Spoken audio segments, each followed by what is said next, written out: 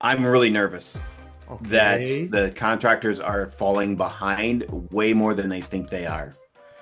And frankly, it's very reminiscent of the transition from the yellow pages Uh-huh. to internet advertising is going from internet advertising to AI advertising.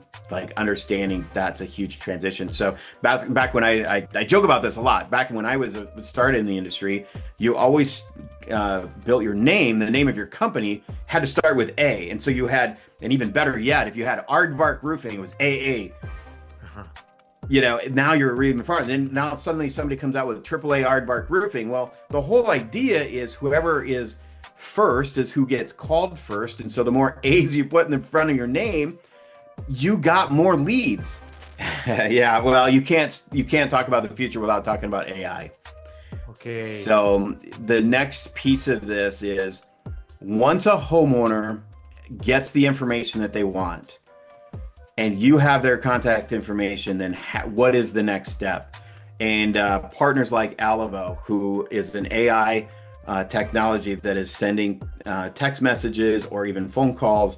Homeowners are now talking to somebody. Again, we have to remember this is usually when you're talking about online traffic, it's happening between 8 p.m. and midnight. Now you're talking to somebody it's all automated.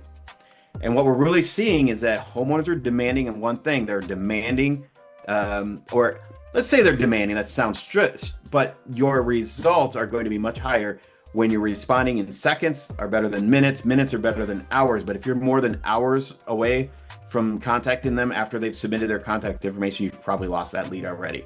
So AI is having a huge push right now for speed to lead specifically, but at some point it's probably going to end up in sales as well. So now we get to start talking about my favorite thing, which is branding. How do you make yourself popular? How do you make yourself where somebody trusts you or really wants to do business with you? And it might look weird, and that's okay. You can just take what is your personality? What's the core values of your company? Now, blast it. Make videos, make it funny, make it engaging, make it informational, but do it. And if you're doing it, you're automatically starting to look like you're standing up when the rest of the field is still sitting down. Welcome to Roofers Going Digital TV, where we present the leaders and the trends that are changing the path of the roofing industry. This is Pancho Serrano, and enjoy the show. Hey, what's up, roofing fam? We are in a new episode with Mike Goldenstein. Mike, how are you, my man? Hey, I'm doing well. It was great to see you this week. I know. You kill it, man. I do what I can. Yeah, it's not every day that you get to talk about code and some people say, well, that sounds like you're just reading out of a phone book. How exciting can that possibly be? But I'm pretty excited about it. I'm pretty passionate about, of all things, code compliance. But yeah, it was great to see you in Texas, and I always like to see you on the road whenever we're out and about. Yeah, we received really good feedback, Mike. Oh, good. From everybody. Yes, everybody was super excited. The way I see it is that we don't see these talks every day. Yeah. Everybody talks about sales, marketing, production, leadership, but nobody talks about code. Yeah. Takes me back to the beginning, though. I mean, I started in this industry so long ago, and going back to my roots, and we really want to do. That's what we want to do. We want to build companies that can build a roof correctly and see success on that side of things, as well as being great salespeople. We want people that actually know what they're doing and how to take off and put together a roofing assembly correct way, and really appreciated the opportunity to do that. No, it was great. What did you do here in Austin, Texas, Mike? What else did I do? Yeah. We were just recently acquired by RoofLink, SalesRabbit and RoofLink. So I spent the day hanging out with the team over at RoofLink that are in Austin. And then I made a 2-hour drive over to Houston and got to hang out with Chuck Toki Nice. on Thursday. So it was fun.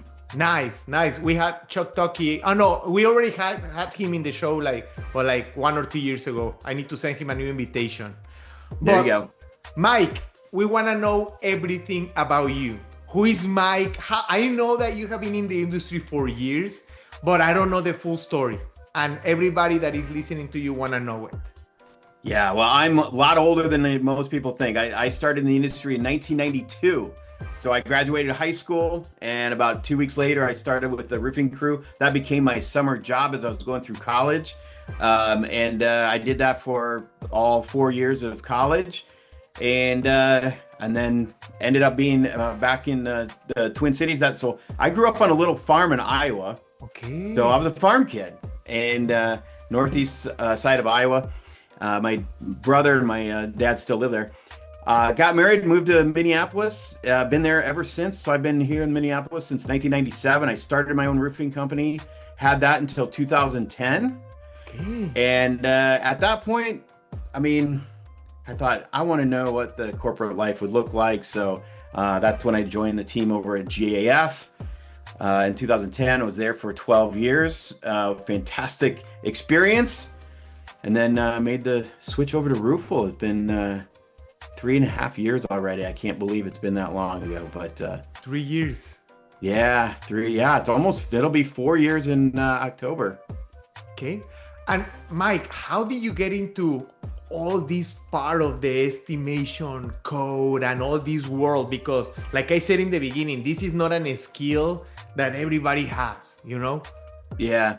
Well, and it's one of those things really great. So my first 2.5 years in college, I was a computer science major. So I've always been a little bit nerdy with technology. It really wasn't for me. I ended up graduating with a Christian education major. So I became a youth pastor for a while. And then I think it was more of the, growing family and living, they don't pay very well in the youth ministry back in the late 90s. So I started a company on the side because that's what I knew was construction. But, so you take all of these different things that have happened in my life and kind of put them all together. And suddenly you have somebody who's a really nerdy tech company, technologically focused roofer that knows how to install shingles and really wants to bring that to the contractors. Because here's the thing. Between the late 90s and early 2000s, nobody was out there. There was no conferences. There was no, manufacturers weren't doing these massive events. There weren't a lot of speakers, say what you want about gurus, but they just didn't really exist in the 90s and early 2000s. So part of my decision to leave the industry as a contractor and join the manufacturers was I didn't get the education. I didn't go to college to build a roofing company. And so that's one of the things I always really appreciate about how the industry has evolved is today you have access to so much information. The ability to grow a successful company is significantly easier, at least more accessible. Let's say it that way. It's not any easier, but it is more accessible to the information to be able to be a successful roofing company today than it was 25 years ago, for sure. But yeah, I appreciate the background that I have that's kind of led me to the where I am today, where man, we can talk about marketing, we can talk about codes, we can talk about best practices, we can talk about CRMs, we can talk about anything. And it's really what, specifically about my transition to Roofle, which was really fun, is we're just a bunch of misfits. We're a bunch of roofers out of the Twin Cities area that, started this software. And so when it goes to market, you can trust that, we've been there. We kind of know, we know the people, we know the processes, we know the industry pretty well for a bunch of tech nerds. Nice. Mike, do you know that technology was gonna be a thing in yourself? Okay, you were a roofing contractor, you work in GAF, but you were about technology in the past. So did you know that you wanted to come back to this area? Well, so it's a great question. I like the question because when we started thinking about technology in the late 90s, we were talking about pneumatic nail guns. We didn't have anything when I started. I was hand nailing shingles to 3-tab shingles to plywood. When you start talking technology back then, you're talking about pneumatic nail guns. And then, by the time Eagle View starts coming out, that was, I think, the first time it really went digital. Is was like, wait a second, they can take just from satellite imagery, and they can. Do I really trust that? And the old school guys are like, I would never trust that. Well, guess what? Now you don't even trust the tape measure. For the most part, the industry has evolved so much. And then, the hovers of the world came in. The CRMs started coming in. Like, what was a CRM? We didn't know what a CRM was even 15 years ago. You think about that, and so, yeah, I mean, things evolve and technology is there. It wasn't always computers, but certainly, and now we start talking about the significance and the evolution of how marketing has changed. Now we're really talking about, okay, digital and marketing we're not even talking about the same type of an industry anymore. And how do you right now, 2026, how do you think contractors are taking the transition? Do you think are they more receptive? Are they like being like, no, I don't want to know anything? Like right now, how are you seeing with all the contractors that you know? I'm really nervous that the contractors are falling behind way more than they think they are. And frankly, it's very reminiscent of the transition from the yellow pages to internet advertising is going from internet advertising to AI advertising, like understanding that's a huge transition. So back when I joke about this a lot, back when I was started in the industry, you always built your name, the name of your company had to start with A. And so you had, and even better yet, if you had Aardvark Roofing, it was AA. Now you're even farther. Then now suddenly somebody comes out with AAA Aardvark Roofing. Well, the whole idea is whoever is first is who gets called first. And so the more A's you put in the front of your name, you got more leads regardless, right? And so the mindset is, how do I rank in whatever medium I have to get the most leads? Well, then that switched obviously to, how do I rank on the first page of Google? And that's where people started paying. And then you get used to this. You got to do SEO, and you got to do these strategies, and you got to do, figure out your LSAs and all these. There's some complexity to it, but you figured out the algorithm. Well, now that has gotten really expensive because you're paying a premium for less traffic. And meanwhile, you've got companies that are showing up number one at, on AI that has never installed a roof before, and so it's a learning curve all over again to say what used to work isn't working nearly as well as it used to. Yes, and I think what you just mentioned, we are seeing it in the past with the radio, with the TV, the ones that the trendsetters that started appearing on TV, like in the yellow pages and all that, were the ones who took the opportunity. And right now we are seeing that in marketing. I always tell my partners and my everybody, like, guys, we are late. You should be taking digital and this transformation more seriously, because they are contractors that they are playing the game the right way. And they are taking all the opportunities. So yes, no, I'm seeing it. It's incredible. Okay, so the risk is there, but what is the good news? The good news is that it's not necessarily expensive, because what is it asking for? Well, it's asking for creativity. It's asking for you to get on camera, to do video work. It's getting outside of the box. There's a ton of opportunity that's not expensive, but it is risky. Now you got to kind of put yourself outside of a comfort zone. So a lot of the sales process is changing a little bit.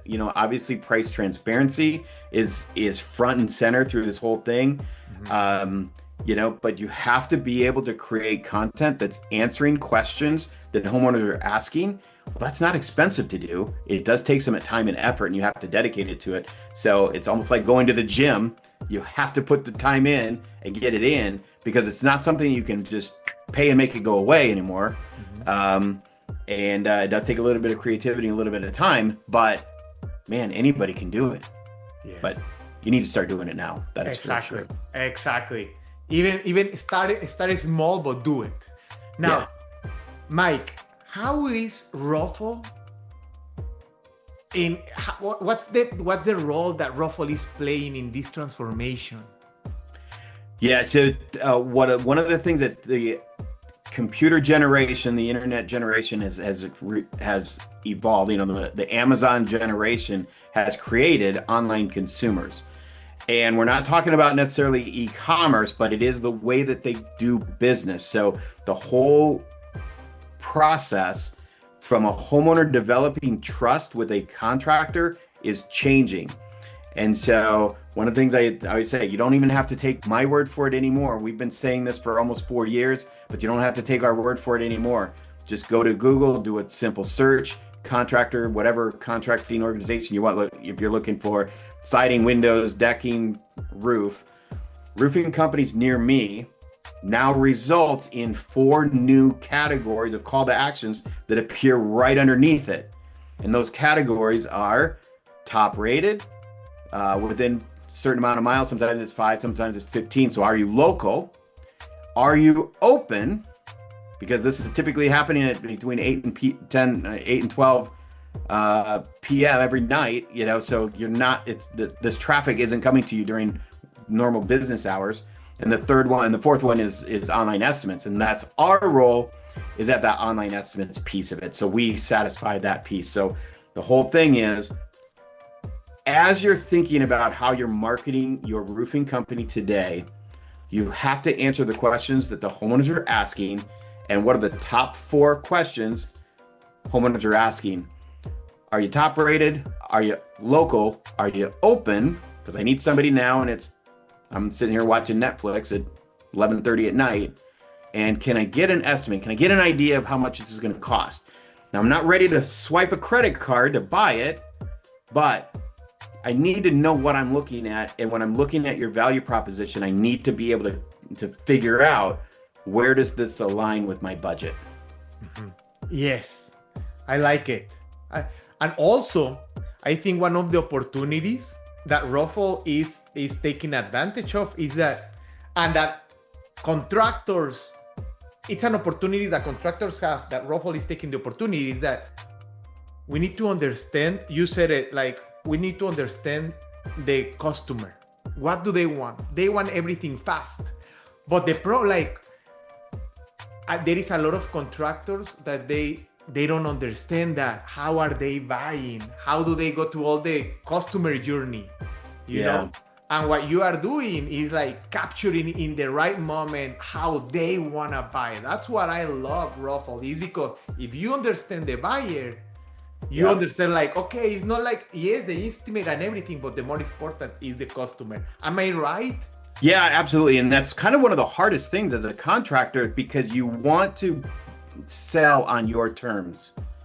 And homeowners are not buying on your terms anymore. It's almost as abrasive as expecting, having a used car lot, requiring people to stop in to take a test drive before they ever give a price on the used vehicle. Nobody would ever do that. And yet, if you are a contractor today and insisting that the only way you're going to get a price before we even have a conversation, I have to sit down with you for an hour, hour and a half, 2 hours, it's so much more difficult to actually even get invited to the table. So you don't even know the dance is happening. You want to be the best looking girl at the dance, but you don't even know the dance is going on if you're not speaking the language of the people that you want to do business with. Now, here's where it really gets fun though, right? Because now you can sit down as a contractor and go, well, who are my people? And then how do I put myself into their shoes? So I have this conversation. We've got a contractor here in Rochester, Minnesota. Rochester is the home of the Mayo Clinic. Lots of professionals, lots of them doctors and nurses. They run crazy hours, right? What is a perfect way to reach that professional buyer that just needs a roof? Well, the instant estimator is probably the best way to do it, right? Because they're doing long hours. They're probably doing shifts, 12-hour shifts. The last thing they need to do is try to figure out how to get 3 2-hour meetings with contractors to figure out who's going to do their work. Perfect way to, talk about that. Now, But Rochester's not a big town.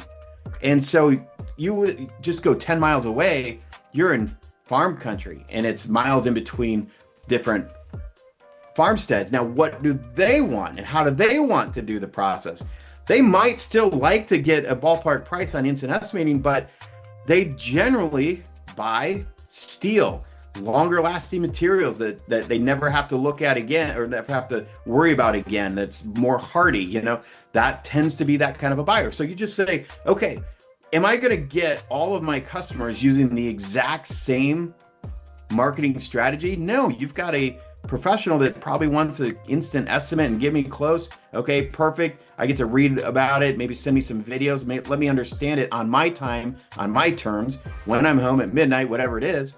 And then you also have somebody that's probably going to want to sit down with you and go over it because they've got probably 6 or 8 buildings on the property. How much can we do now? Do we need to put some off later? Do we need to talk about financing? How does that work?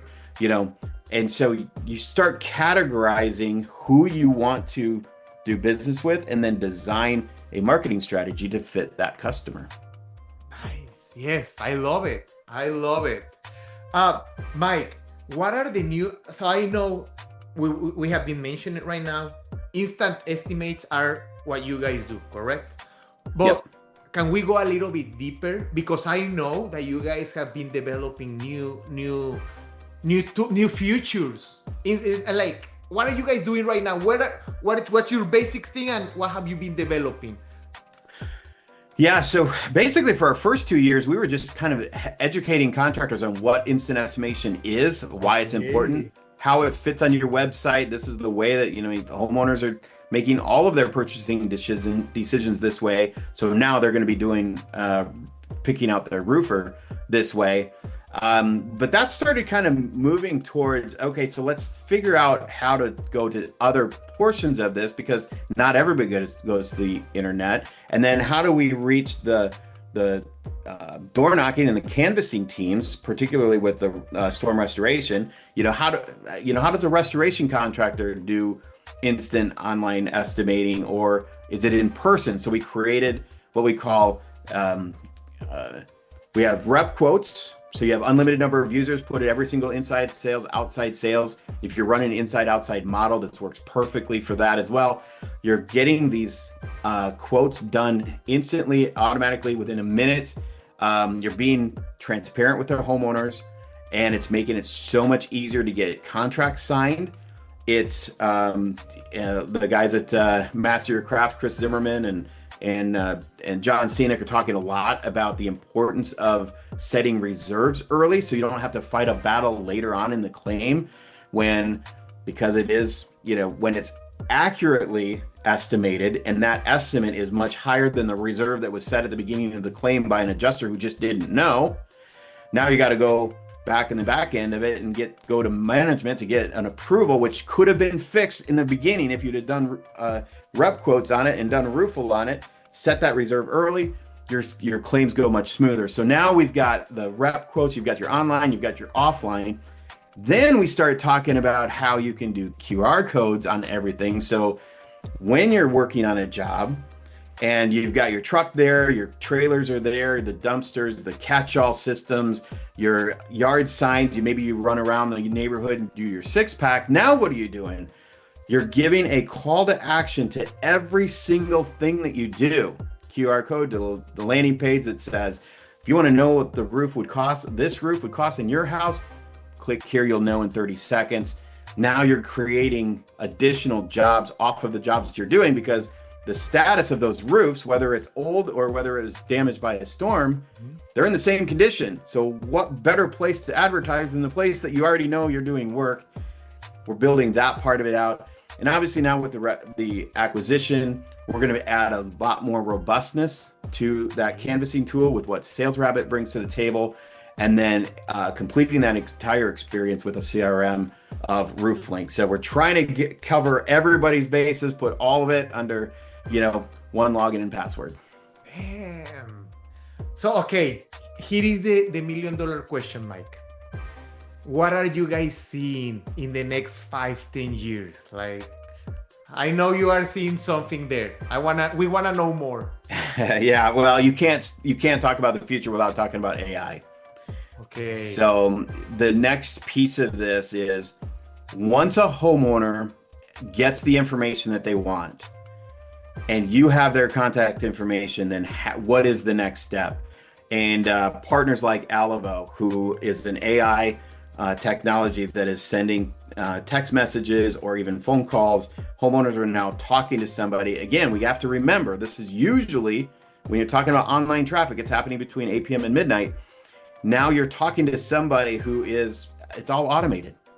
And what we're really seeing is that homeowners are demanding one thing. They're demanding, or let's say they're demanding, that sounds strict, but your results are going to be much higher when you're responding in seconds are better than minutes. Minutes are better than hours. But if you're more than hours away from contacting them after they've submitted their contact information, you've probably lost that lead already. So AI is having a huge push right now for speed to lead specifically, but at some point it's probably going to end up in sales as well. Yeah, that's the part that we're like, I don't know if I want to go that far. Yeah, and I cannot imagine, like, if people is already like the speed to lead is 5 seconds right now. Yeah. Imagine with AI.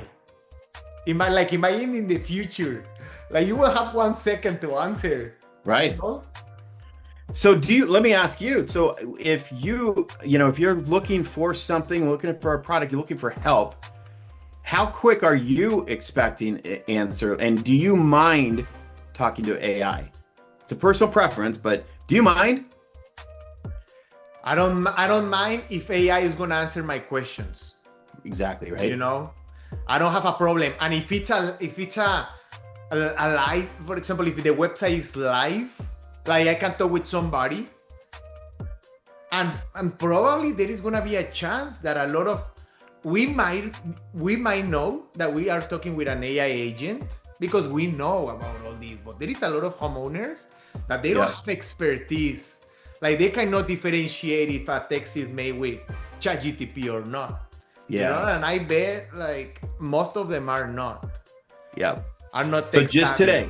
Yeah, so just today, I was trying to get a hold of, because I had set up a hotel stay for my daughter, and I wanted to make sure that her name was on the reservation. I wanted to make sure that she could check in without me. I make sure that the credit card was on the account, all this kind of, and so they have a new text feature for this hotel chain that I was on. So I'm like, perfect, because I called a couple times. It's hard to get a hold of somebody at the front desk. So I started texting. Do I care whether that's an AI agent? Were they able to, just like you said, were they able to make sure that she's on the reservation? She's going to be able to check in without me. I got all this. My credit card was on foot. I had it all done in literally seconds because I had a very, very helpful AI agent. What I think again, let's go back to are the contractors actually embracing this or not? They're thinking, I hate dealing with AI, but what they're thinking is, the last time I got put on I called, name a big organization, healthcare, whatever, and I got put on hold and I was putting in this different, and it's aggravating because I just want to talk to somebody live. Well, it's because you're put on hold, and you're sending different options and menu options. That's not AI in 2026. They have created these platforms that are so robust. You are getting instant answers to the questions you're having. It's actually being effective. You can't tell me that's not going to take over the industry, even in an industry that's as traditional as roofing. Yeah, and there is a lot of us that we don't want to talk with, with a human. So my wife does, and I typically do, but what ends up happening is half the time I'm talking to a human, they know less about the problem than I do. So again, I don't mind talking to a computer. I don't mind talking to AI, especially if they're helpful. And that's really where the Alivos of the world are developing this tech that's so advanced now.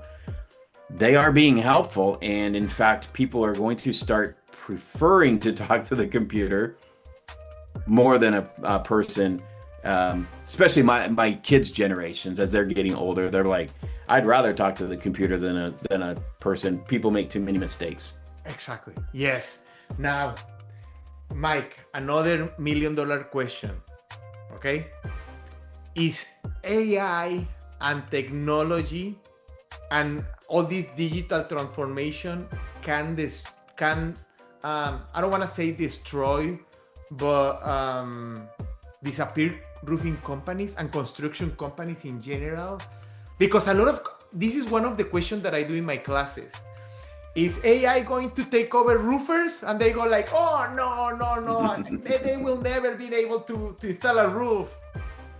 What's your answer there? Well, so I'm going to say I don't have a lot of, my sources on this, but if you read a little bit about what Tesla is doing right now with their bots, they're not even making many cars anymore because it's all their factories are creating robots. Well, how are they building these robots? They're giving them 5 fingers and 4 fingers and a thumb. They look like a human. They act like a human. And what are they going to do? They're programmed to watch a human, learn what they're doing, and then step in and do it. So let me tell you this, and you've probably seen these, these booths at the IRE or some of these expos that are showing robots actually installing shingles. Have you seen those? Yes. They're not people bots. They're like these crazy machines, right? I kept looking at that and saying, I don't think it'll ever work. And the reason why I don't think it'll ever work is because it's not efficient enough. And the reason it's not efficient enough is because you built this monstrosity to install a shingle that's designed for a person. All we have to do is design a product for the machine instead of the machine for the product. Now it could be viable. Well, what we're seeing Tesla doing is they took out the monstrosity machine, replaced it with another machine that is a person. So the question then becomes, could that robot stand there, watch a roofer work for what? A couple hours, maybe a day? Because they have to watch him go through a valley, a sidewall. They need to see it, tie it in over the top of a dormer. Like, it'll learn. And guess what? It's shaped like a person. So could it take over the roofing? It probably could. And at some point, we're probably going to say, you know what? It's a lot safer to send a robot up there than a human being. Yeah, I heard that in 2027, they are going to be the first Robo Olympics. Oh, really? Yeah. Yeah. Well, they're already doing them in China, and those are kind of fun to watch because they always right now, over and then they start flopping around. But I'm telling you, but we laugh at it until all of a sudden it comes out, and they're like, "Ooh, okay, yeah." I guess they figured that out. Now that's in the installation part. We are not seeing it in the near future. No, I think it's far away down the road. Exactly. Yeah, we have sometimes. We are safe there. Yeah. But what about in the operational part? Yeah, so operational, like we're seeing a lot of cool stuff being done as far as running your for accuracy, setting your orders, going from measurement to proposals, double checking, invoicing, like all of that stuff can be automated. So yes, you're probably losing a lot of inside sales staff, or sorry, not sales, because we can talk about sales next. But let's talk about the production side of it. Yeah, so we're having more accurate invoicing, more accurate ordering, more accurate and quicker, safeguards for double checking everything. So yes, you should be implementing that right now because, I think you're going to get streamlined. The companies that are streamlining are growing much quicker, obviously. Yeah. Yes. And guys, for everybody that is listening to this, we are all in risk. Actually, myself as a marketing agency, what did they say 3 years ago? That marketing agencies and consultants were the first ones that are going to be gone. So we are all in risk. Don't think that I'm just like, I'm just saying about roofers because we are talking about the roofing industry. Yeah. But this is a transition that we need to be taking care of.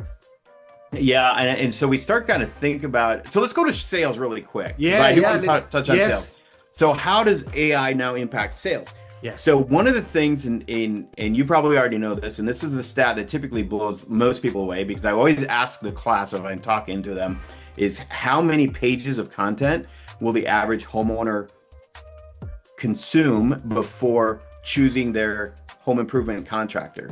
And most people are thinking, well, they have the attention span of a guppy, which we do. Actually, we don't anymore. I think that was like 3 years ago. A guppy has a better attention span than a human right now. But how many pages of content are they consuming? And most are saying 1, 2, half a page, all that. But it's 66 pages. So between video and written content, and then, oh, well, this one leads to this and this. So what we end up having is these very engaged and very educated homeowners. So every contractor that's listening to this right now, I hope you are integrating this training that says treat your homeowner as if they could be an expert. In fact, they might know more than what you do because of the time and effort that they spend in it and some of the videos that they have. Now, they may have been miseducated too, because there's a lot of garbage out there as well. But so now, how does sales process evolve? Well, you have to understand how much education is already out there. Homeowners know a lot more about roofing before getting their roofs done today than they did 20 years ago when they didn't have that information freely available to them on the internet. So sales has changed a lot. Now, will AI end up selling jobs online? Potentially, depending on the person. Who did they get the experience they wanted online? Did they get the information in a timely manner? And do they trust that contractor enough to spend the money? Then yeah, I mean, sales could happen online, talking to a robot. Yeah. Actually, the one of the challenges that we are going to have as not talking about the industry, but as humans, if we say it like that, is that we are trusting AI. That's the difference between Google and AI and ChatGPT and all these LLMs. That with Google, you were investigating reviews, you were checking different pages, but right now, it's ChatGPT says it. Yeah, okay, that's the right way. And this is what you are mentioning, the homeowner, like when they said it, the AI said it, I'm gonna do it. Yep. So if I Googled something, I was looking for options. Okay, what are my options? And now I start looking at the options and I start deciding which directions I want to go based on the options that I have in front of me. ChatGPT and Grok and Perplexity are looking for, I'm looking for an answer, not options anymore, which is a very different search, which again is why, and that's when I'm saying those call to actions that are sitting there below your Google search of roofing companies near me, are they local? Are they highly rated? Can I get an online estimate? And those are the questions that the homeowners are asking. And if you can't answer them in a way that the AI can detect on your website, you suddenly disappear. You are completely invisible online because AI is going to pass right by you, not seeing it. And one of the trickiest ones, and you probably know this, is the reviews. Like, where do these reviews come from, and how do you embed it on your website so that when AI comes to it, it recognizes it and says, "Yep, this is a good company." And you have to know where to go to build that reputation up. Yeah. Now, everything that we have been talking about has been like Google, SEO, and all these, like the past and the present. Is Google and SEO dead for you? Oh, it's the foundation. I hear some people say it's dead. It's not dead. It's still the foundation, but it's the foundation on which you. So here's where I start talking about the velocity of attention.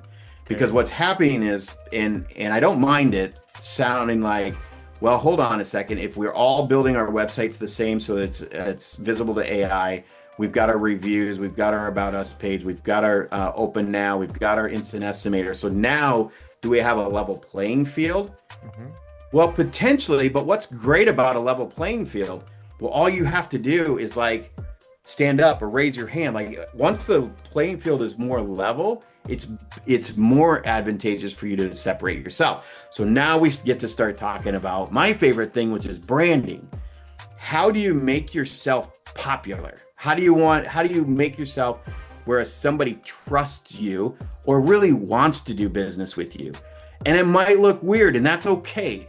You can just take, what is your personality? What's the core values of your company?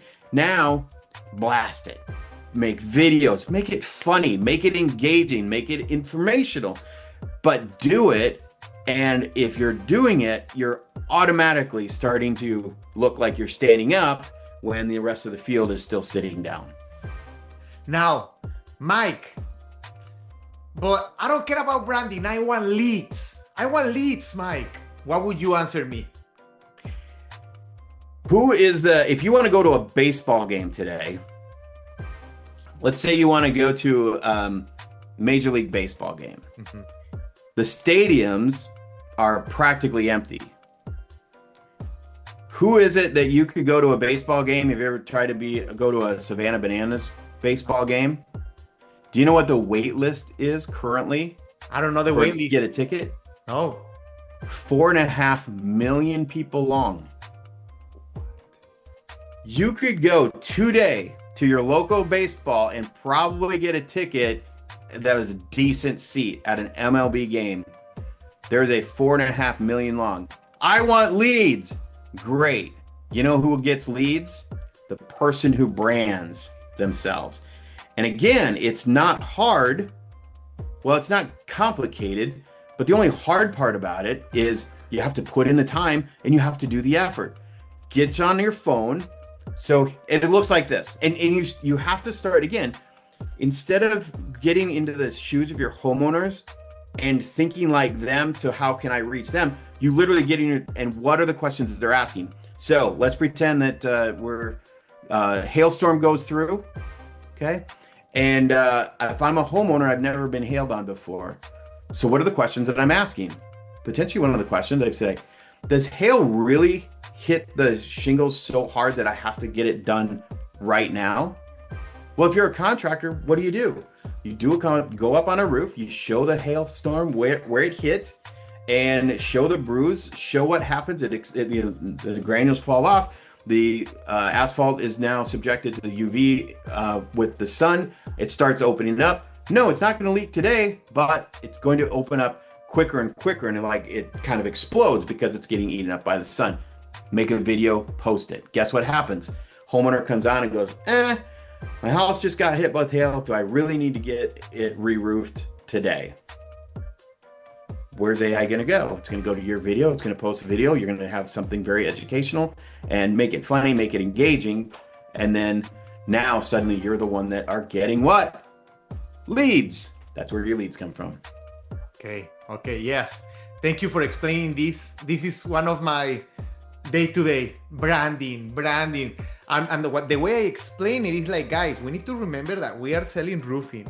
A roof is like 15,000, 100,000. It's like, people is not going to trust the first person that comes to my door if I'm going to spend that amount of money. Now, Mike, everything that you mentioned is great, but how can I start embracing the future? Give me some advice. How can I start? Yeah, number one, make sure you're answering those 4 questions. If you're highly rated, does everybody know you're highly rated? If you're local, does everybody know where you're at, where you're local, how you're local? Make sure that's all visible. If you are, highly rated, local, open now. Make sure your settings are set that you're open now. And if you're open now, make sure you are open now. So make sure that you have that instant estimator on there. It's okay, because if a homeowner can contact you and get an estimate and set up an appointment, guess what? You're open. Even if the whole thing is automated, you're open.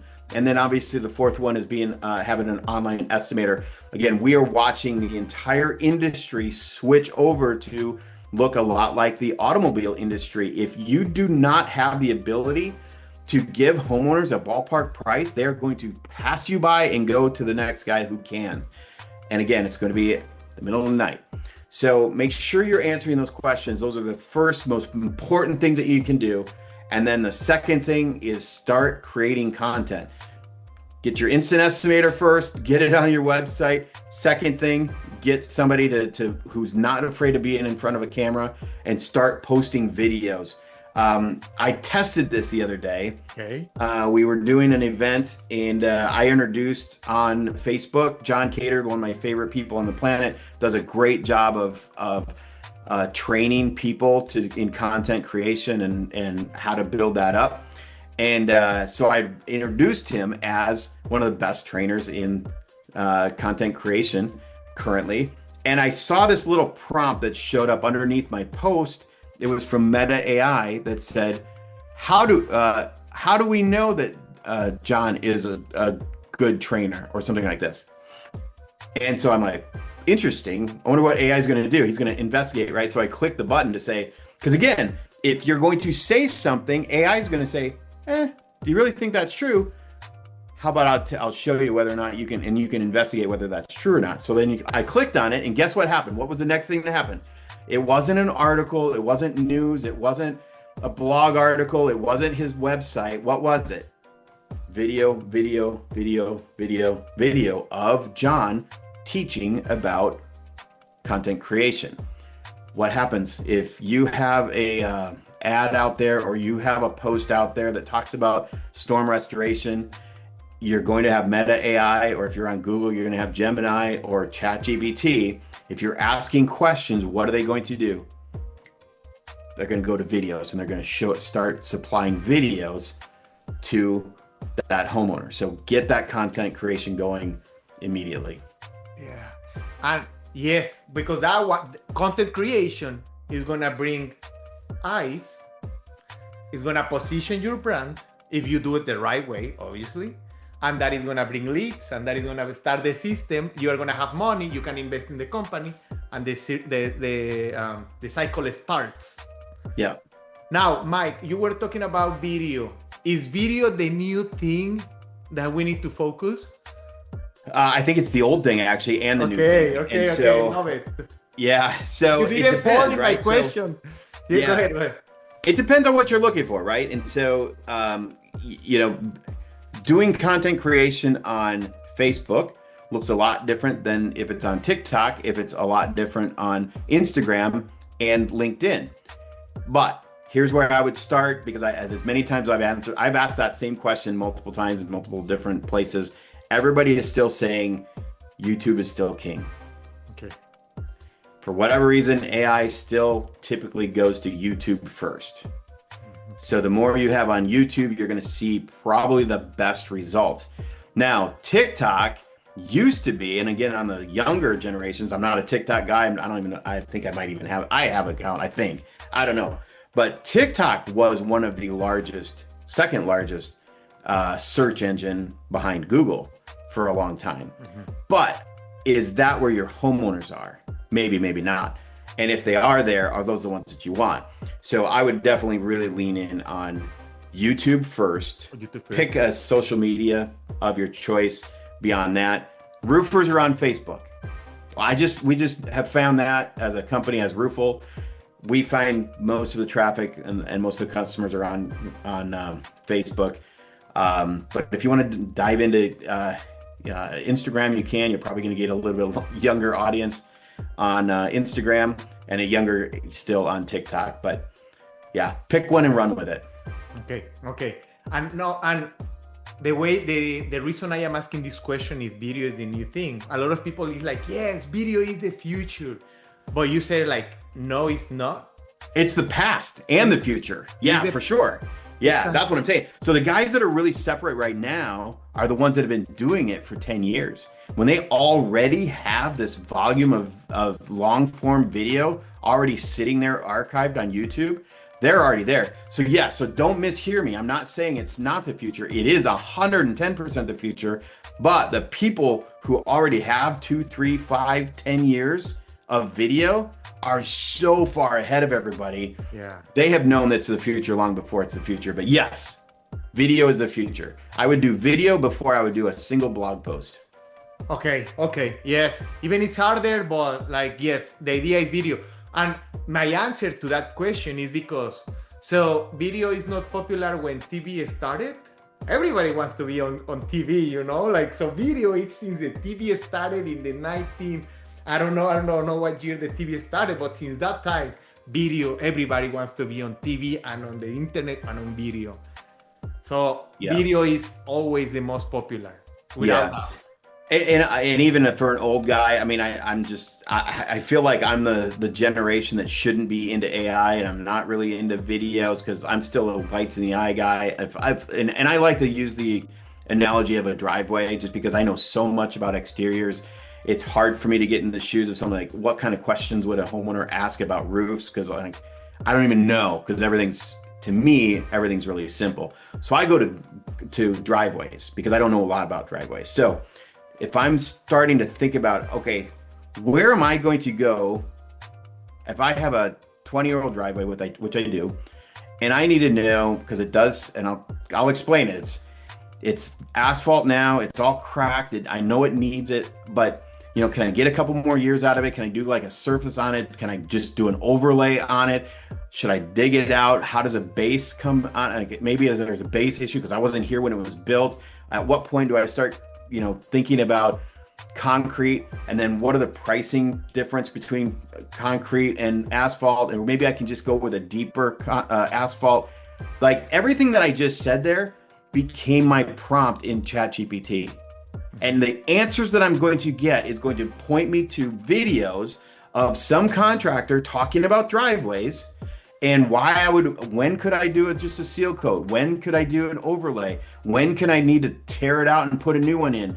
When should I consider doing concrete over asphalt? Like, that is the person who is going to own the leads in 2026, is the person who has the video content to answer the questions that I just asked about my driveway. Yeah. You couldn't say it better, Mike.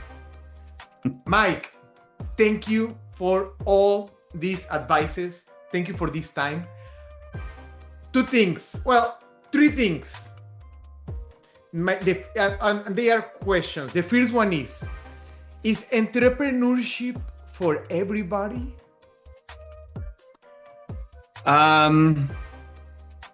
I wish it was. Okay. I wish it was. It's an adventure. It's a risk. It's big payouts. And I'm not saying money. I'm saying that just the satisfaction, the ownership, the freedom. But it's so hard and it is risky. So I have to say, no, it's not for everybody. Okay. But I wish it was, because it's a blast. Okay. Perfect. Second question. Marketing. Imagine I am a new company. Where should I start first? Marketing or sales? Okay, so if I were to open up a company today, I would not go, huge. I wouldn't have a great, big, expensive website. I would get a couple landing pages. Okay. But like sales and marketing to me is the two sides of either coin. But I would go to the things that are going to give me, I think, the best results and allow me to put my effort and my creativity, my personality into it, and then do these connections with call to actions that are offline. And I call them offline because it's a QR code on the tailgate of a truck that says, get your quote before the light turns green. The chances of I might be able to get a lead that costs me $20 to put this QR code on the tailgate of the truck in a vinyl sticker. Now I'm getting leads while I'm stuck in traffic on a Wednesday morning. Start going to your local bars, restaurants, QR codes. Get a quote before your buddy finishes his beer, and put him on the on the cup coasters. Work with your local communities. There's a lot of elbow grease that you can put in that's not expensive, but it's going to generate leads. But you have to put a call to action to it. We're not talking about this simple branding, co-sponsoring, putting your name on a coaster. We're saying put your name on a coaster with a QR code so that there is a call to action there. We even put QR codes on golf balls. Yeah. So if you're going to go out to the community, if you're going to do a community event or a charity golf tournament, put QR codes out there on the golf balls. Get a quote before your buddy finds his ball. Make it funny, make it engaging. but give it a call to action so they can actually get to your website or landing page. You don't have to have a full website. Landing page, call to action, submit your information, get that lead. Okay. So hand by hand. Yeah. Okay. And the last one is, where can people find you? Where can people know more about Roofle? Where can they contact you? When can they get your service, get the product? Yeah, man, roofle.com has everything that you need. You can go on there. It actually has a working version of Roofle on there. Just know that we're going to take that experience, we're going to white label it, put it right on your website, your roofing contractor's website, so that homeowners have no idea who we are. They're just working with you. You can try it out, put some addresses in, see how it works, see the experience of it, and then schedule a demo. That's the best way to do it. Give us 30 minutes. We'll show you how it works, how it's going to look on your website, give you a couple of ideas on how you can use it creatively to start bringing leads. But we do consider ourselves the top of funnel lead generation monster in the industry. You will get 6 times the number of leads once you introduce us into your website, into your workflows. I have seen it. I already told you about this. We already integrate I think I told Travis or you, like, we already, Roofle, it's another lead generation tool that we have, besides all the, like, Google Business Profile, Google Ads, local services. Roofle is another one. So this is great for us, Awesome. Yeah. So love hearing those stories. Exactly. So, and guys, let us know if you want to know more about Roofle or like want to know more services and you are in my network. Let me know and I can contact you with them. We have a promo code that we can help you with that. Mike, thank you very much for your time. One more time, I hope to see you soon. It's an honor. Always an honor to see you. Thank you so much. I appreciate the time and appreciate the conversation. Thank you, fam. See you soon.